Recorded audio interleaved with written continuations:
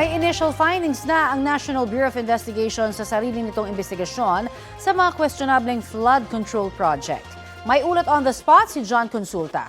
John? Connie, gumugulong na nga ang investigasyon ng NBI Task Force para suportahan ang Independent Commission for Infrastructure o ICI. Ayon kay NBI Director Jaime Santiago, nadiskubre nila na 7 hanggang 8 contractors ang may overlapping na mga pangalan ng Board of Directors. Kahit daw naglalaban-laban sa bidding ang mga kontraktor para sa mga proyekto ng DPWH, sila pa rin daw ang panalo dahil sa kanilang pagiging bahagi ng mga naglalabang mga kontraktor. Kung kaya't ayon kay Santiago, may tuturing daw na rigged ang bidding. Sa ngayon, may nakita na raw na irregularidad, Connie, ang mga umiikot na NBI agents na may kasamang engineers sa mga proyektong substandard at nawawala o ghost projects. Isusumite raw nila, Connie, ngayong araw sa DOJ ang kanilang initial report.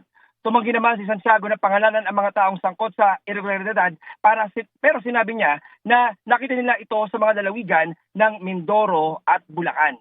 Nakikipag-coordinate naman ng NBI sa Anti-Money Laundering Council para makita ang galaw ng pera, hindi lang ng mga contractors kundi maging sa mga kongresista at senador na ipag-uutos ng ICI.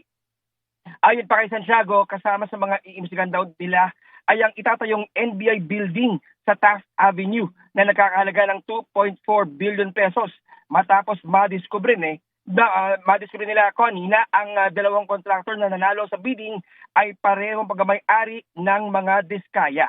Harassment naman daw na may tuturing ang kaso isinampa ni Atty. Ferdinand Topacio laban sa kanya at kay DOJ Secretary Jesus Crispin Boying Rimulya.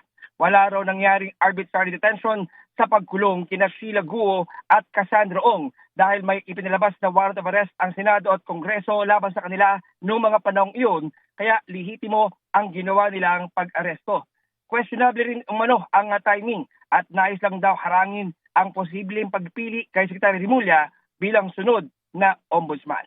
At yung mga latest mula rito sa NBI, balik sa iyo, Connie. Maraming salamat, John Consulta.